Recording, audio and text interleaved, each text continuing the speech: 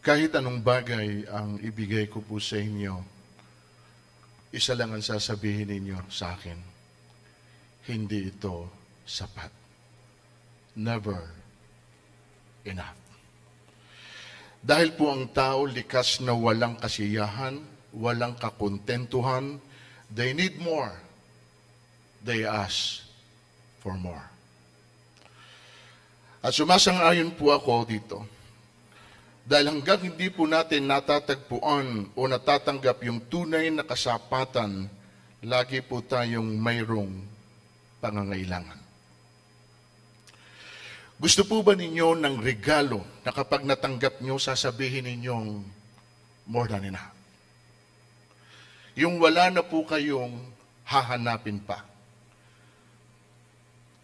You like that? Gusto nyo po ba ng ganon? Kasi marami po sa atin kapag binigyan tayo ng regalo at hindi natin gusto, apektado tayo. Hindi ho tayo masaya. Sana, kinas na lang. Nasunod ko pa yung gusto kong bilhin. Hindi ho ba? Sapagkat hindi ho tayo nasasatisfy. Ang hindi po natin alam ay yung effort ng tao dahil lamang sa kagustuhan niya na ikaw ay mabigyan at mapasaya na nanggagaling sa kanya. At hindi naman niya inisip na yung bagay na ito, kalungkutan din pala ang dala. May ibinigay na regalo ang Diyos, pero wala hong pumansing. Wala pong nakapansin. Are you ready? Sa Isaiah 53, verse 3b, wala man lang nagtapon ng sulyap sa kanya, hindi natin siya pinansin para siyang walang kabuluhan. Wala hong nagbigay ng pansin. Isang regalo ng Diyos, buhat sa kanyang puso, and yet dun sa pinagbigyan, parang walang halaga.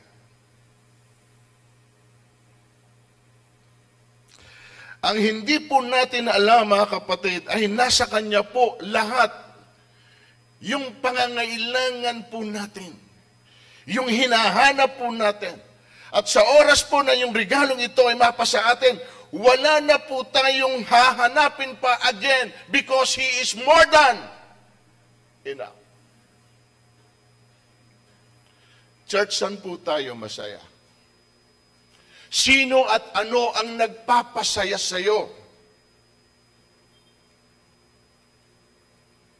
Tulad po ba tayo nila? Pakiclick nga, kapatid. Tulad po ba tayo nila? Philippians 4:11. Sinabi ko ito hindi dahil sa kayo'y hinahanapan ko ng tulong.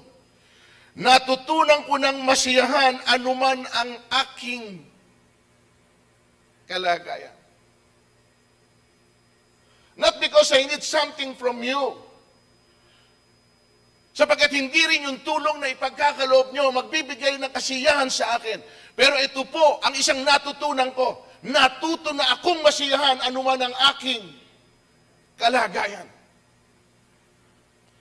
And even in 1 Timothy chapter 6, verse 7 and 8, wala tayong dalang anuman sa sanlibutan. At wala rin tayong madadala pag alis dito.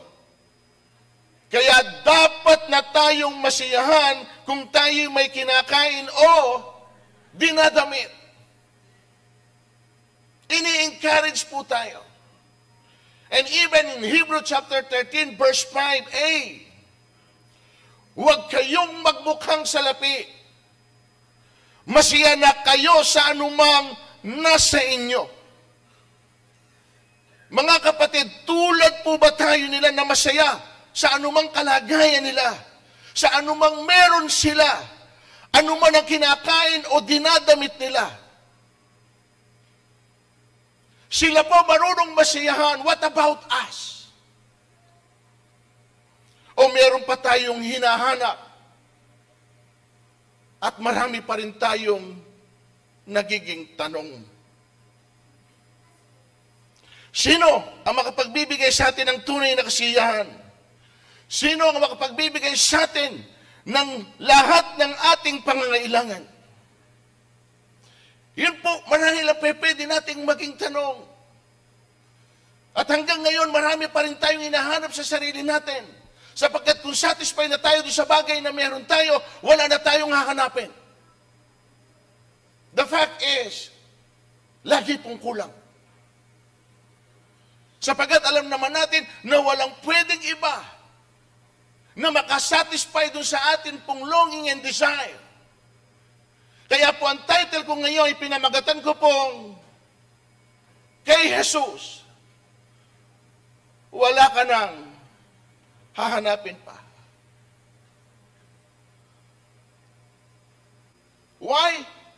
Again, because, altogether, say it, He is more than. Yan ay kung marunong tayong masiyahan sa bagay na meron tayo. He is. Sapagkat siya ang kasapatan natin, mga kapatid. Ngayon, i-challenge ko kayo. Sapagkat alam ko naman lahat tayo may pangarap sa buhay, may hinahangad sa buhay. Pero hindi ko lang po kayang i-define sa inyo kung ano yung mga bagay na ito. Meron akong iisa-isahin. At tingnan lang natin kung lalapat ito dun po sa hinahangad ninyo, dun sa dinay-desire ninyo. Hinahanap po ba nyo, number one, masaganang buhay? Of course. Wala ko siguro dito sa atin na magsasabing hindi niya ito kailangan. Amen. Lahat tayo gusto natin sa buhay na ito maging masagana. Pero nasaan ba ang kasaganaan ng buhay? Kanino ito pwedeng manggaling? Sino ang pwedeng magbigay? Kaya nga minsan mali ang ating hinahanap, mali rin ang ating pamamaraan. Sapagkat pinipilit natin ang isang bagay sa paraan natin at hindi po sa paraan ng Diyos. May narinig po akong ganito. Stop working for God, but start working with God. Nakukuha niyo po? Stop working for God, but start working with God. Sapagkat kapag kasama natin ang Panginoon sa anumang bagay na ginagawa natin, nagiging magaan ang lahat ng bagay. Amen? Minsan tayo na lang, pinipilit natin on our own. Dahil akala natin ay kaya nating makuha yung bagay na gusto natin sa paraan na alam natin at hindi dahil yun ang kalooban at kagustuhan ng Diyos. Sino nagbibigay? Isaiah 26:12. Ikaw ang nagbibigay sa amin ng at anumang magawa namin dahil sa iyong pagpapala. At kung may nagagawa ka mang magandang bagay ngayon sa buhay mo, maging sa buhay ng ibang tao, it's because of His what?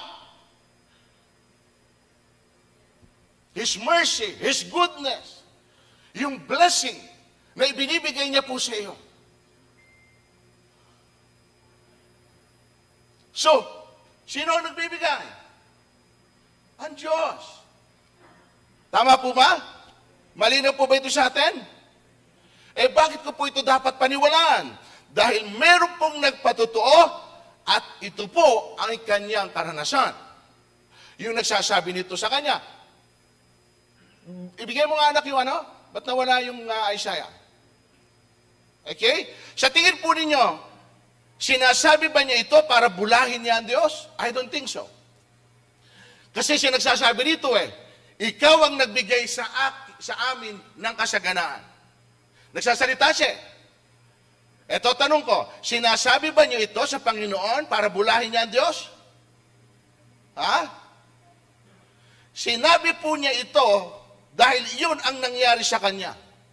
Ngayon, nasa atin na lang po ito kung paniniwalaan natin o hindi, na ang Diyos ang nagbibigay ng kasaganaan. Ngayon, para mas convincing yung atin pong dating, tingnan po natin sa Jeremiah 32. Jeremiah 32:42, sinabi ni Yahweh, pinadadalang po ng kapahamakan ang bayang ito. Siya rin pala nagpapadala. Darating ang panahon, ano sabi niya? Ipagkakaloob ko ang alin? Siya ho ang nagkakaloob ng kasaganaan. Ayon din sa kanyang ipinangako. So malinaw kapatid, kung gusto po natin talaga ng kasaganaan, alam natin kung kanino natin ito matatagpuan. Alam natin kung sino ang pwedeng magbigay. Oh, ano pa? Aside from that, alam kong may hinahanap pa kayo? I-check natin, baka isa ito. Hinahanap mo ba yung pagpapala? Magkakaiba po kasi ito eh. Kasi mayroon akong pwede sabihin sa inyo, pinagpala ako, pero hindi ko masasabing sagana. Pero kinonsider ko siyang blessing. O, tingnan natin. Nanalig sa Diyos si Abraham at siya'y pinagpala. O, ito yung kasunod. Kung para kang to. Kaya't pagpapalain ding tulad niya. Sino? Ito niyo po. Hindi po ito nakaukol lang kay Abraham. Ito'y nakaukol po kahit kanino man sa atin, provided na mamit po natin yung nire-require niya sa atin. Which is alin po yun? Yung manalig po sa Kanya. Amen po ba? Gusto po natin ang pagpapala. Hindi po problema yon. Sapagkat kaya po itong ibigay ng ating Panginoon. Ang problema po ay nasa side natin kung kaya nating panghawakan yung sinasabi niya sa atin at panampalatayaan natin. Doon lang po magtatalo yun. Wala hong problema sa side ng Diyos. Kaya po niya itong ibigay. Ang side po na ngayon ang may problema ay sa side natin kung pwede niya tayong pagtiwalaan at kaya nating mag-release ng faith ayon po sa atin pong pinaniniwalaan. I-challenge ko po kayo. Gusto niyo po talaga pagpapala? Ito po kasi yung proseso ng pagpapala. Basa.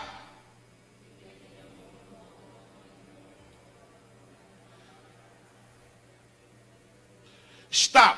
Subukin niyo ito. Challenge. Anong tawag doon? Your faith. China-challenge yung faith mo. Subukan mong gawin ito. O ano yung promise niya?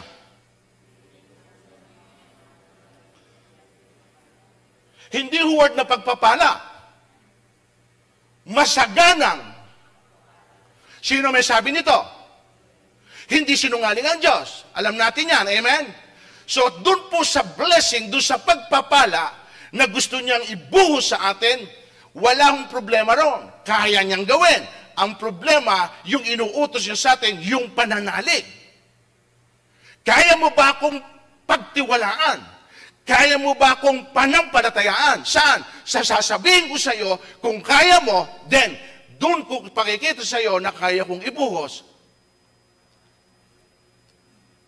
Oh. Yun po sa side na yon medyo mabigat. Kasi sino sa atin ang pwedeng mag-take ng challenge? Ang kailangan dito, faith. Amen po ba? Deuteronomy 11:26, sino yung nakasulat? Sa araw na ito, itatakda ko sa inyo ang pagpapala at sumpa. Verse 27. Nandun ba? Pagpapalain niya kayo kung sinunod niyo ang kanyang utos. O ito po, may nag-request. Tingnan niyo request ha? 1 Chronicle chapter 4. Ngunit tumawag si Jabez sa Diyos ng Israel at sinabi, ano yung request niya? Pagpalain po ninyo ako. That is a request. Tuloy natin. Ilayo nyo ako saan? Para hindi ako?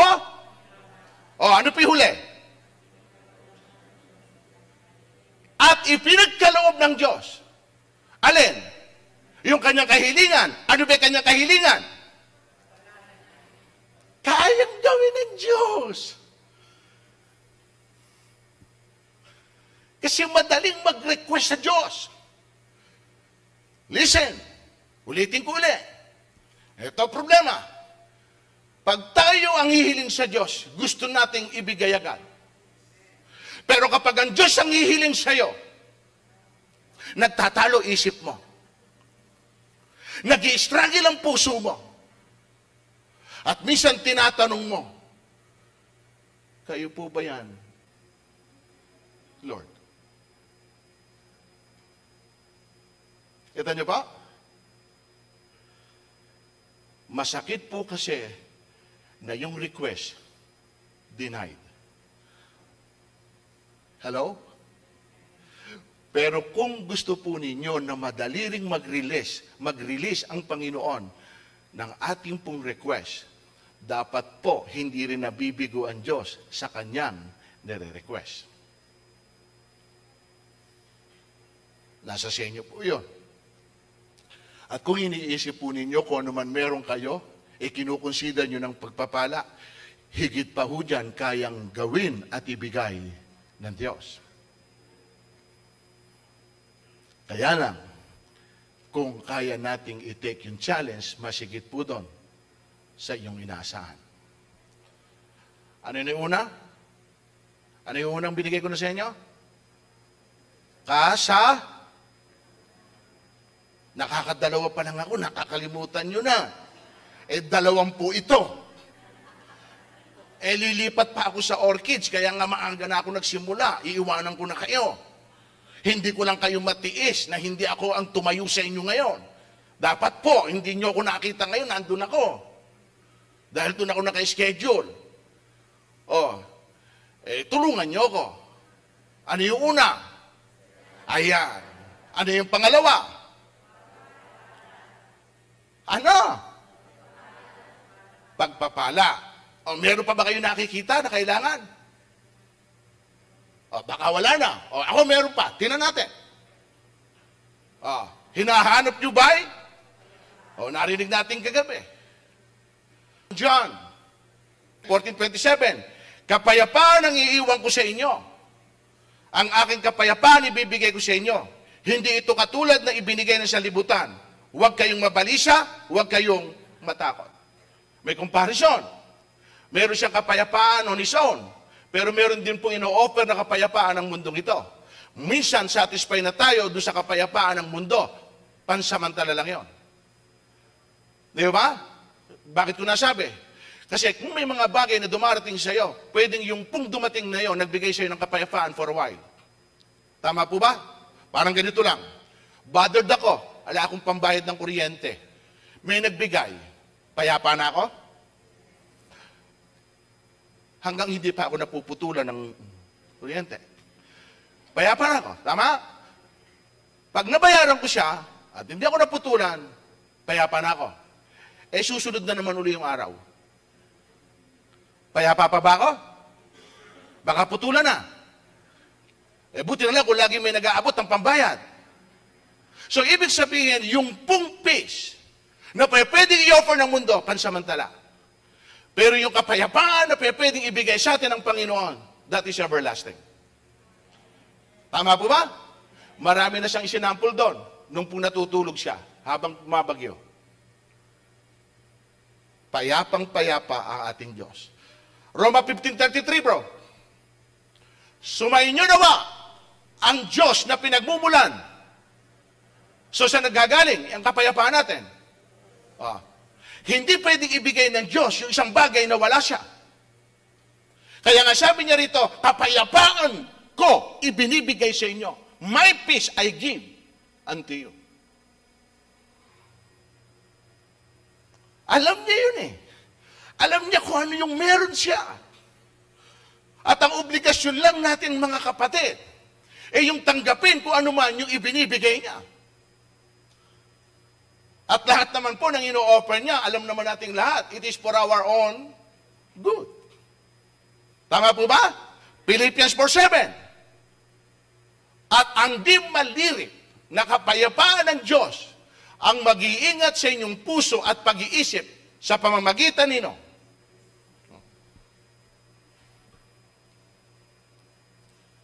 Sa totoo lang mga kapatid, isa sa pinakamahalaga na mapasa bawat isa sa atin, yung binabanggit ko. Kahit pusalat kayo sa lahat ng bagay, pero payapa ang kalooban nyo. Pwede kong sabihin, masigit kayo sa meron, pero nagulo ang buhay. Tama po ba? Yung walang kapayapaan. Kasi hindi hong material na bagay ang nagdi-define sa isang tao kung payapa siya o hindi. Sapagkat pwedeng nasa iyong lahat ng bagay, pero never kang pumayapa. Pwede namang wala ka ng kahit na ano, pero kitang-kita naman sa pagkatao mo, payapang-payapa ang buhay mo. Colossians 3:15, at paghariin ninyo sa inyong puso ang kapayapaang kaloob ni Kristo. Sapagkat ito ang dahilan, kaya kayo tinawag upang maging bahagi ng isang katawan. Magpasalamat kayong lagi. Kapayapaang kaloob nino. Ibinibigay niya. Kaya nga sabi, kung sino eka ang mahilig sa kapayapaan, then tatanggap ng kapayapaan. Inaalok niya, ibinibigay niya. Gusto mo ba ng kapayapaan? Then ibibigay ko sa iyo yung hinihingi mo. Lahat po tayo, mga kapatid, hinahanga dito. Nakakatatlo na ako. Kasaganaan, pagpapala, kapayapaan. Meron pa ba kayo nakikita? Kaligtasan, you have it already. Ha? Nauna lang siya, pero mamaya yun. Eto po, mga kapatid, isa pa. Kapahingan. Di ba? Lahat tayo gusto natin ng rest. Hindi rest in peace, ha? Baka kasi rest, dadagdagan nyo, rest. Hanggang doon lang, I need some rest. Matthew 11:28, lumapit kayo sa akin, kayong lahat na napapagal at nabibigatan, sa inyong pasanin, kayo kung sino lang daw po yung nakakaramdam ng kapagalan at kabigatan, yun po ang kanyang inaanyayahan. At bibigyan po niya ng kapahingahan. Kapahingahan, mga kapatid, na hindi lamang po tumutukoy sa pisikal, kundi much more on our spiritual. At ang tawag po na spiritual rest. Rest means security. Yung pong alam natin na panatag ka, ligtas ka, at piska sa pangangalaga ng Diyos o sa kamay ng Diyos, makapagpapahinga ka na walang inaalalang anuman, walang iniisip na anuman, dahil secure ka sa Kanya. At ito po, ang tawag ay rest. Yung panatag na panatag ka. Di ba? Napakasarap. Mga kapatid, ito po ang kasabihan ng iba. Ang napagod lang eka sa akin ay ang katawan. Yung katawan, pag napagod, ihiga mo lang. Pagising mo, pagod pa ba? Hindi na. Kaya pwede ka na namang magpakapagod. Tama po? Yun lang. Pero yung ibinibigay dito ng Panginoon, mga kapatid, alam natin kung ano. Kaya nga sabi ko nga sa inyo, kahit anuman meron tayo, lagi tayong may hahanapin sa buhay na ito. Wala ho kasing pwedeng makasatisfy dun sa ninolong natin o dun sa dinidesire natin maliban po sa atin pong Panginoon. At namamali lang po yung marami sa hinahanap nila sa buhay. Kaya restless po sila, kaya may anxious sila, kaya nandun po yung depression sa buhay nila, sapagkat sa maling paraan po't bagay nila hinahanap yung gusto nilang makita. Si Kristo ang kasagutan. Amen? Nasa Kanya ang lahat ng ating pangangailangan. Ito pa isa. And this is probably the last na nakita ko. Kapatid, number 5. Kagalingan. Kailangan ba natin ito? Hindi naman natin gusto somehow in this life na magkaroon tayo ng sakit at karamdaman. Pero may pagkakataon na hindi natin ito maiiwasan. Pero ganun pa man, mga kapatid, may isang Diyos na nangako na siya ang magsisilbing ating kagalingan. Tingnan natin sa teksto. 1 Peter 2:24, sa kanyang pagkamatay sa krus, Dinala niya ang bigat ng ating mga kasalanan upang tuluyan na nating iwan ang pagkakasala at mamuhay ayon sa kalooban ng Diyos. Kayo'y gumaling sa pamamagitan ng kanyang mga sugat. Alam niyo ba, ayon sa study, 39 major slashes yung tinanggap ni Kristo sa kanyang likod. At bawat slash po ron, meron po siyang katumbas na sakit. Kaya nga yung word na ginagamit doon, by His stripe, we are healed. Siya'y nasugatan para tayo ay gumaling.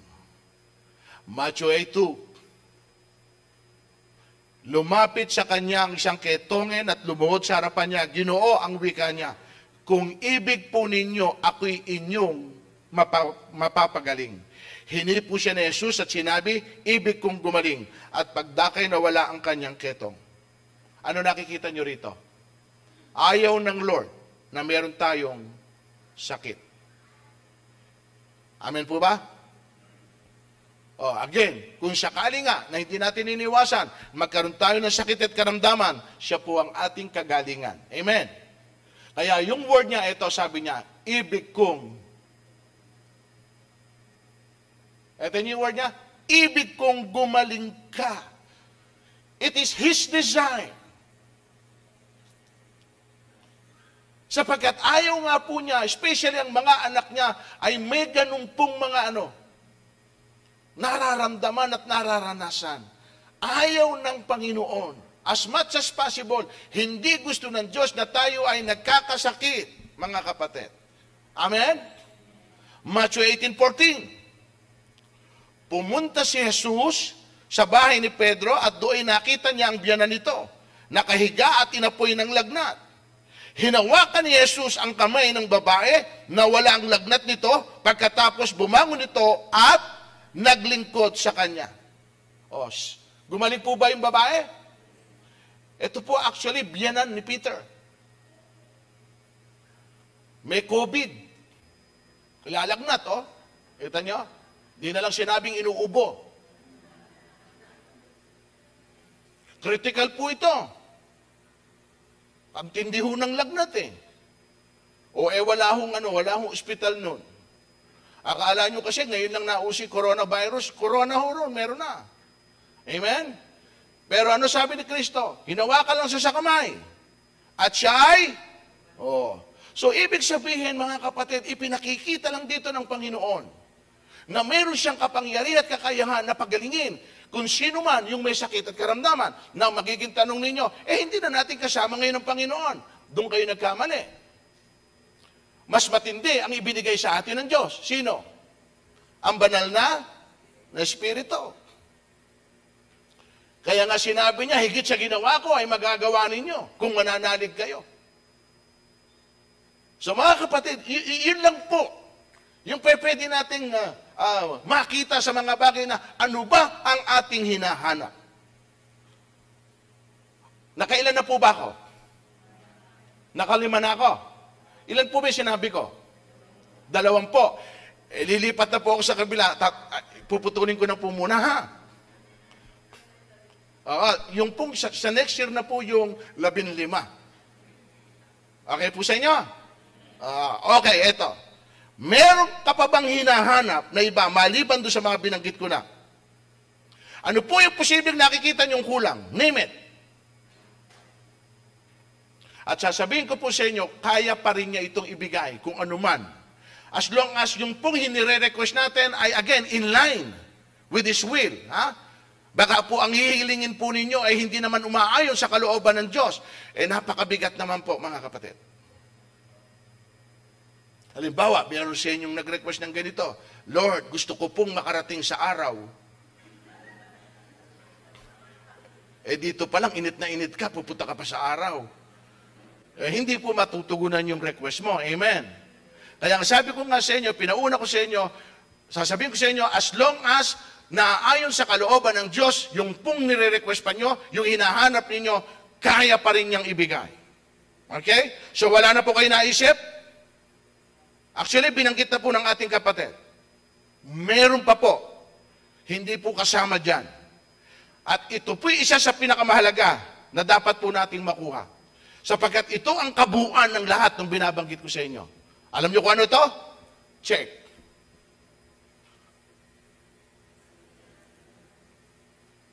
Tama po ba? Kung wala po tayo nito, kung sakali man, isa lang po ang dahilan, wala rin po sa atin yung nagbibigay ng kasiyahan at kagalakan. Sa buhay na ito, ang gusto ko, hindi ba nakikita minsan? Kapag wala ako dito, nakita nyo kung paano tayo di ba? Masaya ba kayo sa akin?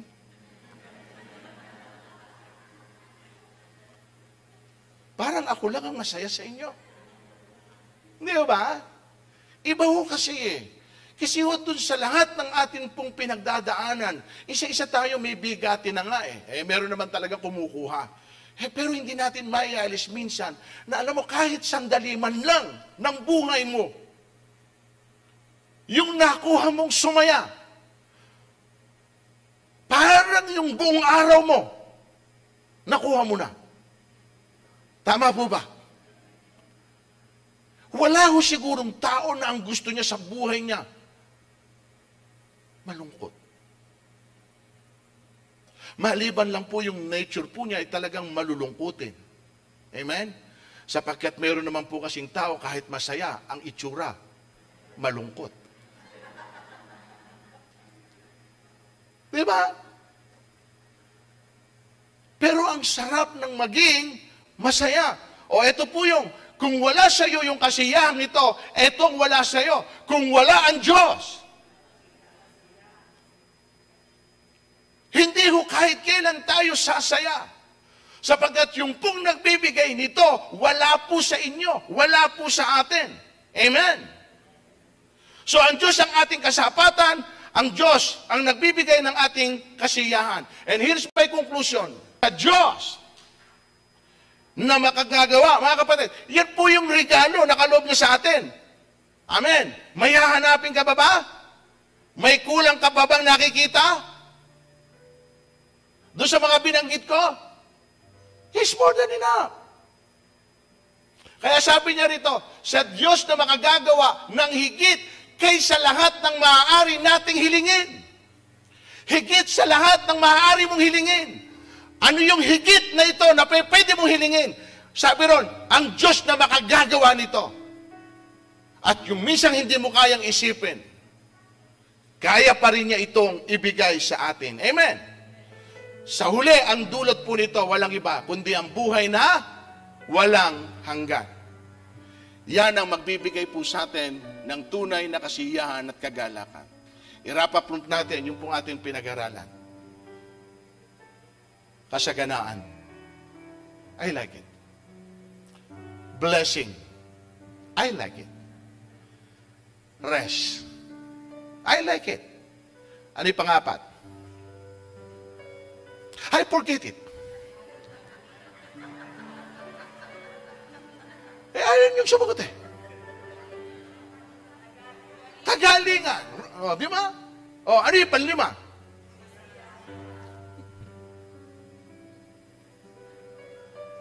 May mali kayo. Hindi kayo perfect. Di ba panlima, pang-anim, hindi ko naman sinama na yung kasiyahan eh. Hindi naman ninumberan yun eh. Ha? Ulitin natin.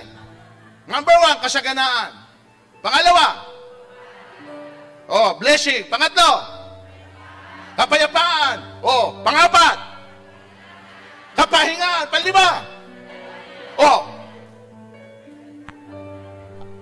ano yung bonus? Wala namang number yung kasiyahan. Dahil 5. Nandaya kayo nung pangalawa. Tiningnan nyo na yung note nyo. Amen? Palakpakan natin ang Panginoon. Kaya po natin tumayo. Simple lang mga kapatid. Gusto ko lang pong ipaabot sa inyo, ipaalam sa inyo. Kasi marami tayong hinahanap. Marami tayong gusto. Hindi tayo nasasatisfy doon sa bagay na meron na tayo. Pero hindi po natin alam, nandan lang eh. May regalong kalooban Diyos. May ibinigay sa sayo. Iba-iba kasi ang tinitingnan mo. Amen po ba? Alam niyo, magkakasal ako mamaya. Eto. Sa Bible, doon sa hukuman. Tama? Hukuman, ano? Yung pong saksi, ipinapatong ang kamay saan? Sa Bible. Pag pinatong ang kamay sa Bible, ano sinasabi po nung clerk? Ano sinasabi nung clerk? Ikaw ay kayo magsasabi ng? O, yung English. Nothing but the truth. Tama po ba? Okay. Now, tingnan nyo. Ipinatong lang yung kamay sa Bible, pero never na binuksan. Tama po. Now, ano ibig kong sabihin?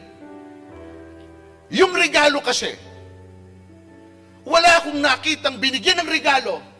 2 taon na, hindi pa ko tinitingnan kung ano laman. Isa lang ang dahilan, kaya hindi mo binubuksan. Hindi mo gusto yung nagbigay. At hindi mo gusto kung ano ang laman. Tama po. Si Lord may binigay. Kaya ayaw mong buksan dahil hindi mo gusto yung lalong hindi mo gusto ang kanyang. Kaya ho tayo nagdurusa dahil nandun lang pala sineset aside natin dahil hindi sa atin mahalaga. Kaya muli ko pong inungkat ngayong araw na ito sapagkat nakapaloob sa Kanya yung hinahanap mo. Kaya yung pong mag-ama, natatandaan ko ito, napakayaman po nung ama.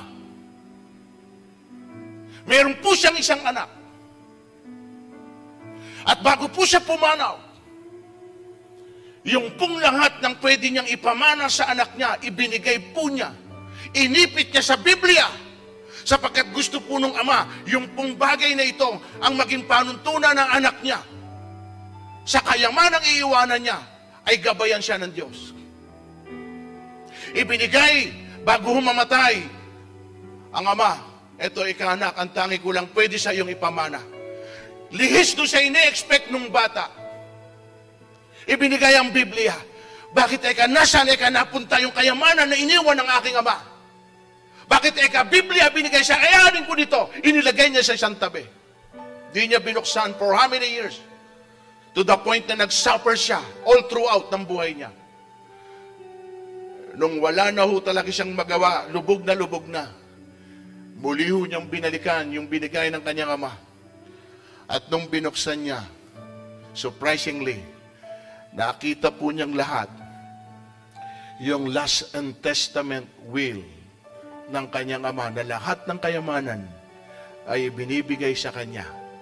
Ang masakit, dahil hindi ho niya ito binigyan ng halaga, nagdusi siya ng mahabang panahon na hindi dapat mangyari sa kanya. Ano ibig kong sabihin? Nasa loob ng Biblia ang kasaganaan na ipinangako ng Diyos sa bawat isa sa atin. Kung hindi po nyo ito bubuksan at babasahin, mag-i-struggle po tayo ng mahabang panahon at babalik tayo. Ngayon, ipinapaalala ko sa inyo, siya ang kasagutan. Siya ang kasapatan. He is more than enough.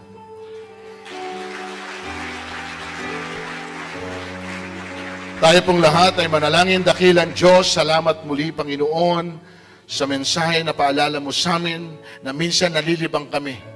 May hinahanap kami sa buhay namin pero hindi po kayo, Lord God, ang nilalapitan namin. Minsan gumagawa kami ng sarili naming kaparaanan na akala po namin sa paraan na yon, doon namin maiaangat ang aming mga buhay. Doon kami masasatisfy at masisiyahan. Kaya meron po kaming kanya-kanyang kaparaanan. Lord, wala naman pong masama doon sa bagay na ito. Pero meron kayong sinasabi. Hanapin niyo muna ako at ang kaharian ko at ang lahat ng bagay na ito idadagdag ko sa inyo. Kaya Lord, patawarin mo kami kung minsan nababaliwala namin kayo.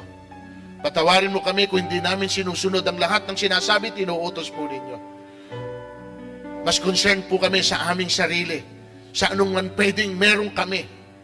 At kahit na po, Panginoon, may sinasabi ka sa amin, binabaliwala po namin ito. Kaya po minsan nag-i-struggle kami, nahihirapan kami.